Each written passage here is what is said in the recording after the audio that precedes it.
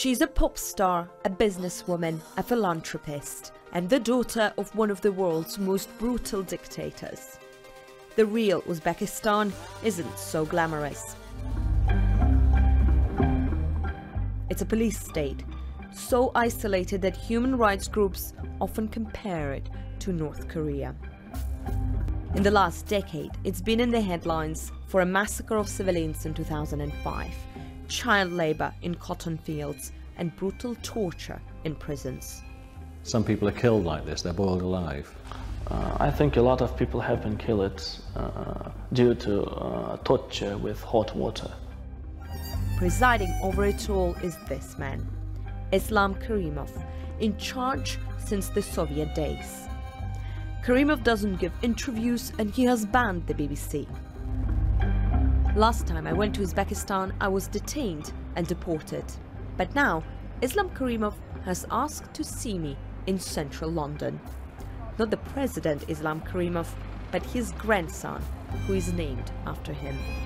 He tells me he's in trouble. It's very difficult for me, myself, because I became the target, an enemy. Basically, I'm fighting a whole regime. Fighting on behalf of his mother. Once the favorite first daughter, Gulnara, has fallen out with her father, and is, she says, under house arrest. The main reason for her downfall would be that she was a risk or a threat to the group of people and their interests, or taking power or personal gain. Like her father, Gulnara did not give interviews. But for about a year, she and I exchanged messages on Twitter. She said her father's security forces were after her. Do you realize how bizarre this story of your family is? I, of course, understand how bizarre the situation is, and it makes things more complicated, that this never happened in the world before. It's very Shakespearean. Yeah. It's actually, I think he would like it if he lived in Uzbekistan. Shakespeare. Shakespeare would Yeah. like Uzbekistan. It would be an inspiration for him, for many other works. These are the latest pictures of the woman once labeled the Uzbek princess. They show her under what she says is house arrest.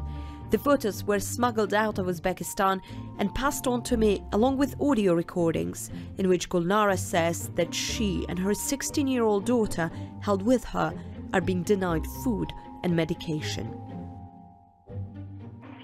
We are held in the house, and basically we can't step outside. We kept in the conditions worse than dogs.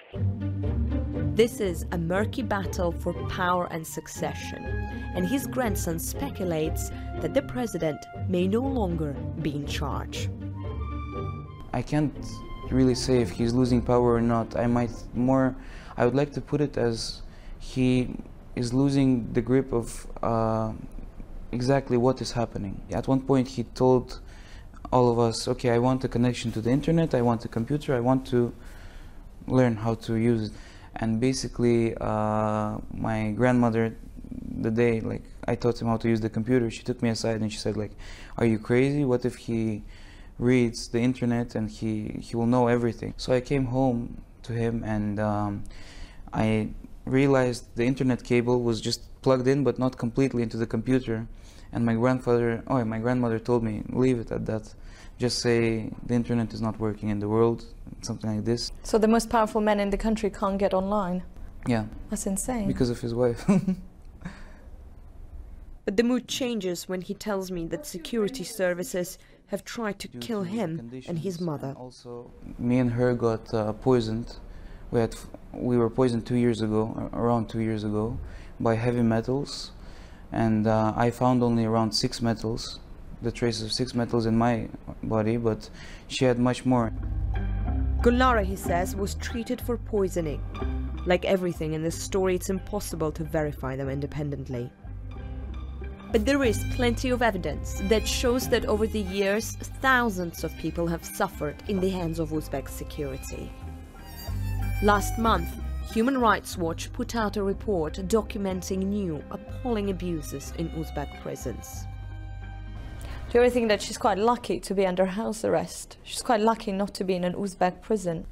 People sometimes don't understand the psychological and physical aspect of the house arrest. But have you ever imagined what it's like when you're waterboarded, boiled, tortured? Of course, it's These are atrocities. things that are horrific. happening in Uzbek prisons. Of Do you course think about it? Yeah, of course I have made thought, and of course it's horrific and it shouldn't happen anywhere in the world.